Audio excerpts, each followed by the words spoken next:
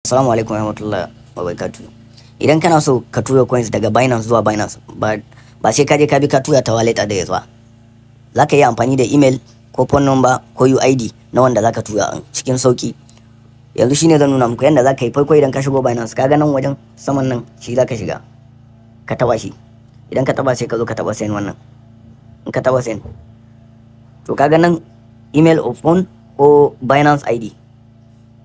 To idan Binance ID za ka yi amfani da shi to sai ka bar shi a nan wajen, sai ka paste din Binance ID a nan guri. Idan kuma email za ka yi amfani da shi sai ka zo ka taɓa nan ko phone number sai ka taɓa nan ka sa email din ko phone number a nan wajen. To ni ina so in yi amfani da UID sai in sa. Idan ka sa sai ka taɓa continue. Kafin ka wuce nan kaga a ƙasa nan akwai transaction history ka, beneficiaries wanda ka tutura musu a baya duk za su fito nan. To idan already kana da mutum ba sai ka sha wahala ka shiga nan ba, kawai za ka zo ka taɓa shi a nan ne. To in ka sa sai ka taba continue wannan, ka taba continue yawa zai kai ka inda zaka sa amount. Yawa kaga nan gurin to nan zaka sa amount. In ka taba kan USDT nan zai kai ka kan wallet naka, duk question da kake so sai ka taba.